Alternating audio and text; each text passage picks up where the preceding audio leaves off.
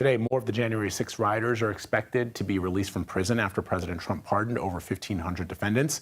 The move has been met with its fair share of criticism from lawmakers from both lawmakers and law enforcement.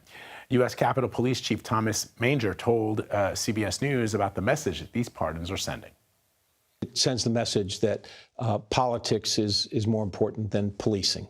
And my officers go out there every day and enforce the law impartially. It's such a slap in the face to those of us who literally experienced physical violence that day. And to know that these violent criminals, these convicted felons, are going to be released entirely scot-free with it means, there's no actual accountability.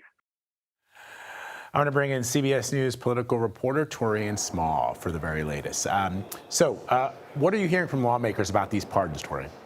Yeah, Vlad, Democrats are pretty upset by that blanket pardon by the president. A lot of Democrats saying this flies in the face of this law and order presidency that Trump looks to bring to the office. What I am, though, interested in is how Republicans are responding to this. So Senator Loomis, for example, said that though she's uncomfortable by this, this is a precedent set by she's putting the blame squarely on Joe Biden for setting this precedent of doing some unusual pardons.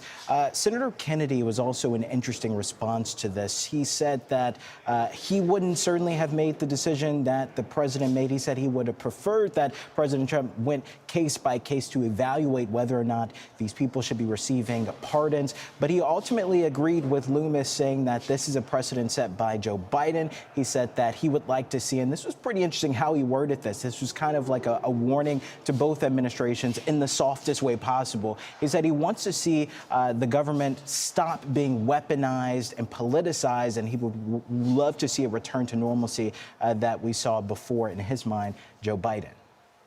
There are reports, Taurean, of Senator Joni Ernst introducing legislation to prohibit federal funding for Planned Parenthood. What are you hearing about that?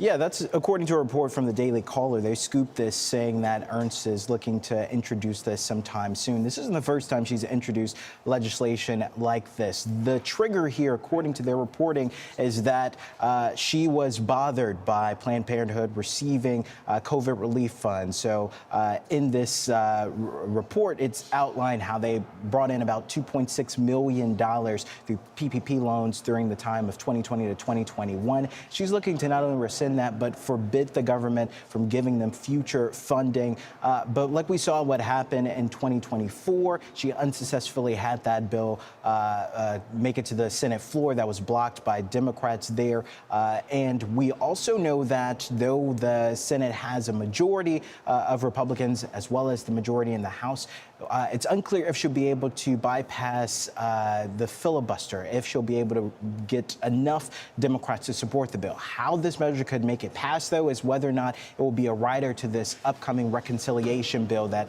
Republicans are looking to add. So if she attaches it to that, there could be a pathway to blocking funding for Planned Parenthood moving forward. All right, we'll be watching. Taurean Small, thank you very much.